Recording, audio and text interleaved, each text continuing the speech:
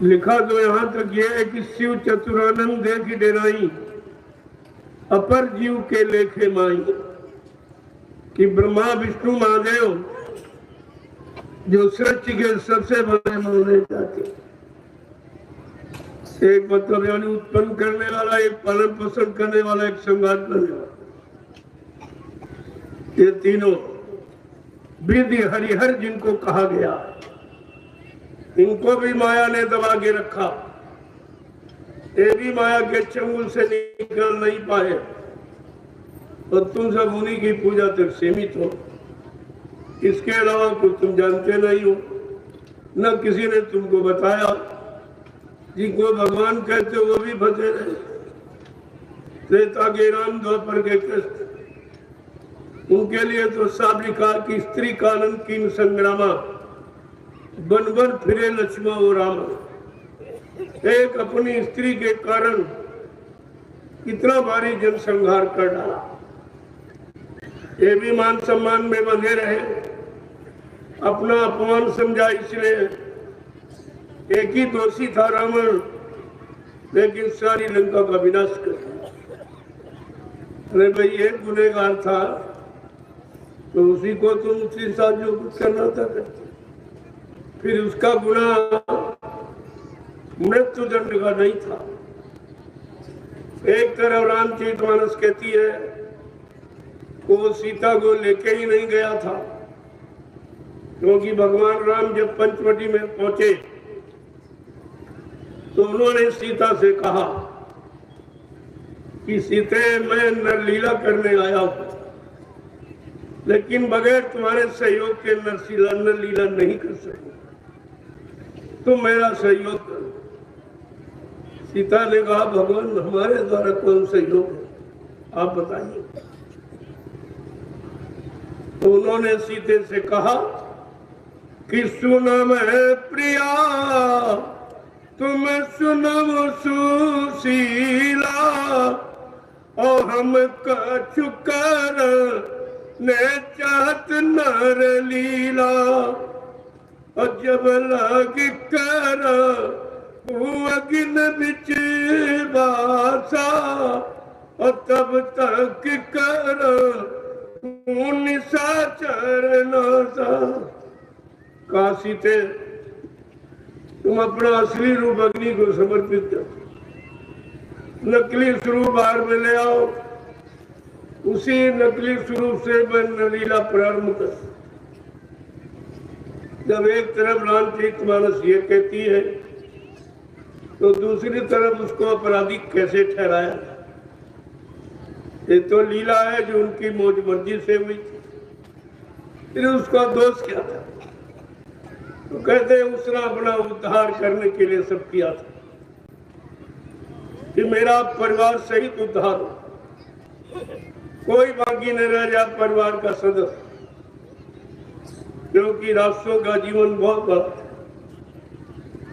जो शास्त्र कहता है कि रावण ने 64 युग राज किया, राज करते करते थक गया था, बहुत टूट गया था, लेकिन कहता था हमें कोई मार नहीं सकता। तो स्वतः भगवान को मानो संधारण करना पड़ा। जब ये सब लीला ही है तो फिर पाप का, फिर ये सब क्यों किया है। तो भगवान राम ने कहा कि मैं नरलीला करने आया, जिसमें गुण अवगुण दोनों होते वो नर होता है। कहा मैंने मानव तन धारण किया, गुण दोष जिसमें होते हैं वो चरित्र मानवी होता है। मानव चरित्र में गुण दोष दोनों होते हैं। उन्होंने खुद कहा, जब लोग उसने पूछा कि आप तो धर्मात्मा हो, आप धर्मी राजा हो, फिर आपने ये क्यों किया सब।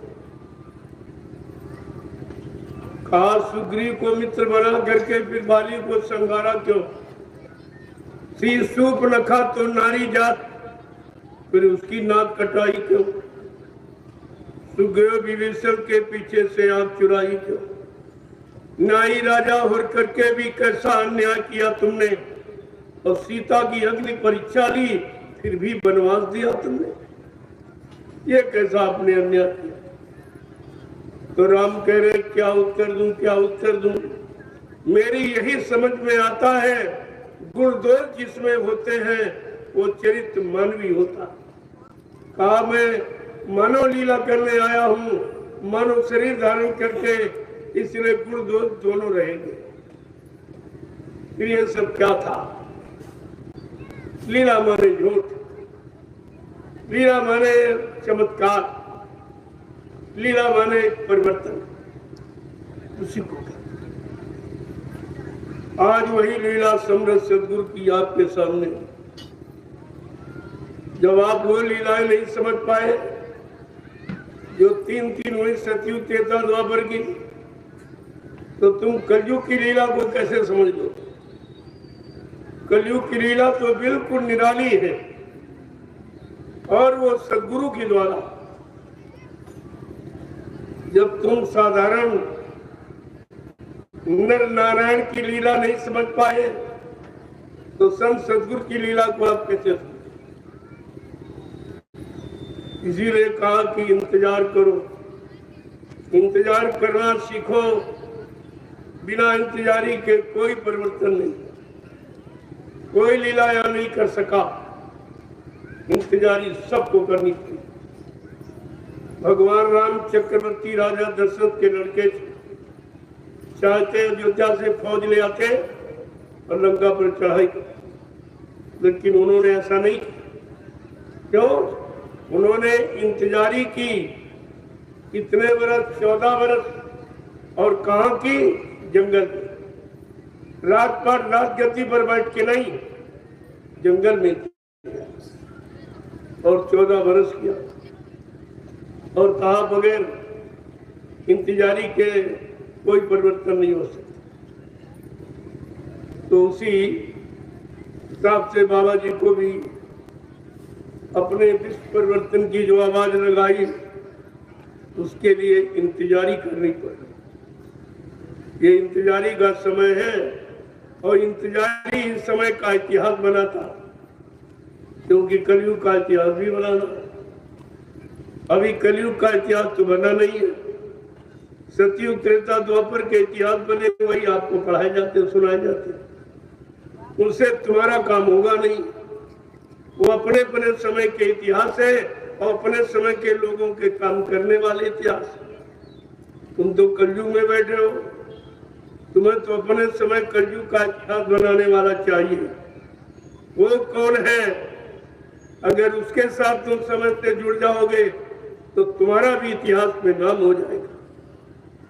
बाबा जी ने यही कहा था कि मैं कलयुग का इतिहास बनाने आया हूं। ऐसा इतिहास बनाऊंगा जो भूते न भविष्यते। सतयुग त्रेता द्वापर के लोग अपने अपने युग का इतिहास परिणाम हो जाएंगे। मैं इसी भारत भूमि पर ऐसा चमत्कार करके दिखाऊंगा जिसको हिंदुस्तानी नहीं, सारा विश्व नमस्कार करेगा। जय गुरुदेव। ये आपको जानकारी रखनी चाहिए। अपने समय के इतिहास की जानकारी आपको करनी चाहिए। वो तो पिछले युग के इतिहास, पिछले युग के लोगों के लिए। तुम तो कलयुग में बैठे हो, तुम्हारे लिए कलयुग का इतिहास बनाने वाला कोई है नहीं कलयुग में। तभी तो पिछले इतिहासों की बात करा रहे, और मुर्दों को लिए घूम रहे। मुर्दा माने जड़, जो चला गया वापस नहीं आए, उसको लिए घूम रहे, और जिंदों की कोई चिंता नहीं। अरे भाई, मुर्दे का इतिहास सुनाओगे, पढ़ाओगे, बताओगे तो उससे क्या होगा? अरे चेतन से काम होता कि मुर्दे से काम होता?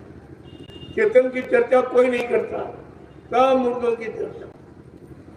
कोई श्री राम गोला दे घूम रहा, कोई भीमराव गोला दे घूम रहा, कोई काशीराम गोला से घूम रहा, कोई गांधी महात्मा गोला से घूम रहा है, सब मुर्दे गोली। जिंदे बेचारे परेशान, तरह तरह की बीमारी महामारी यानी दुख तकलीफों से, दुर्घटनाओं से, अकाल मौतों से, उनकी आंख सुनने वाला कोई, जिंदों की सुनने वाला कोई नहीं, और मुर्दों को लिए घूम रहे, उन पर खर्चा करते हुए। अरे उनका स्मारक, उनकी मूर्ति खड़ी करने से क्या चेतन का काम हो जाएगा या चेतन लोगों को सुख मिल जाएगा? ये तुम्हें अभी नहीं सोच पाए हो।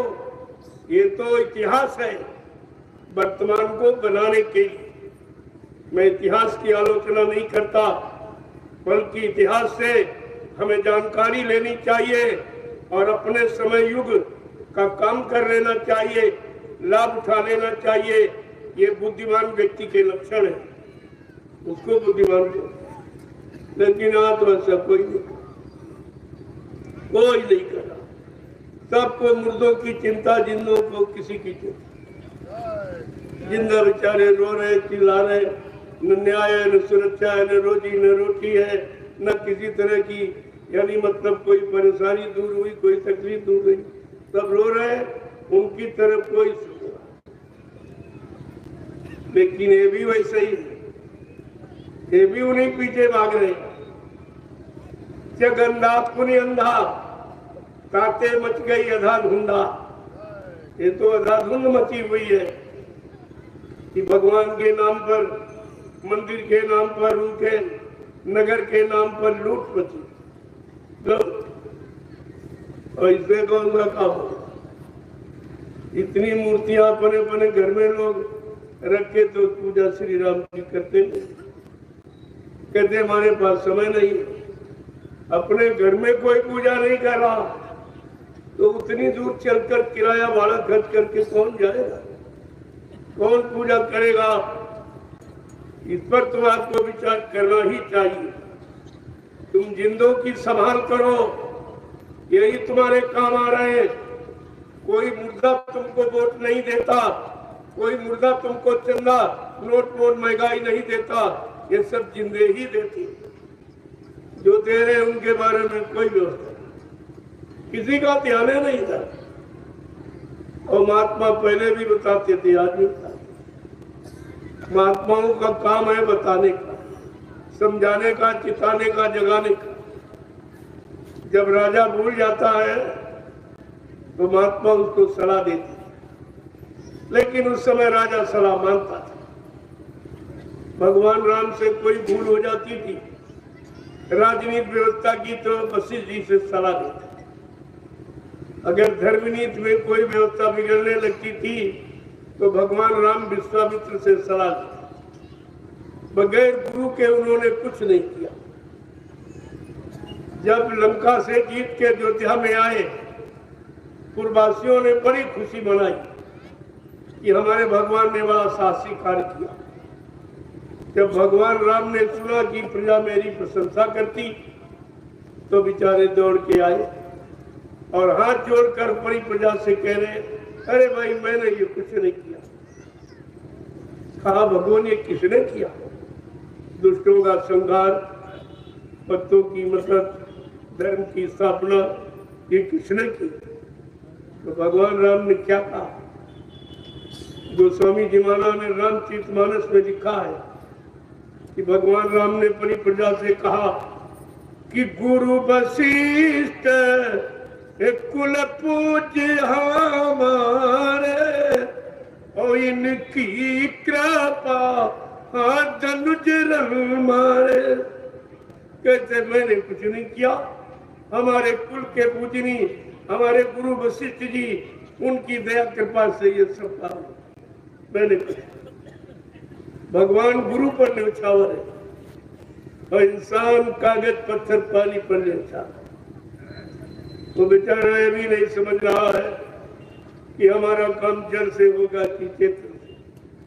कितने लोग बहक गए, कितने भ्रम में चले गए, और आज भी राजा प्रजा सब भ्रम में है। उसको जनता की कोई चिंता नहीं है। जो जिंदे हैं अरे जिंदों की चिंता करो, वो तो मरी गए मुर्दे, उनको खड़ा करने से क्या जिंदों का कोई काम हो जाएगा? क्या इतना भी नहीं विचार कर पाए? मैं बराबर प्रार्थना कर रहा हूं राजा प्रजा दोनों से कि तुम अपना बचाव कर लो, आगे का समय बहुत खराब है। कुदरत तुम्हारे से सख्त नाराज, जो तुमने मारकाट, हिंसा, चोरी, कत्लेआम, व्यभिचार, कुचार, झूठ, छल, कपट, बेईमानी यानी की है, उससे सख्त कुदरत नाराज है और वो कुछ करना चाहती।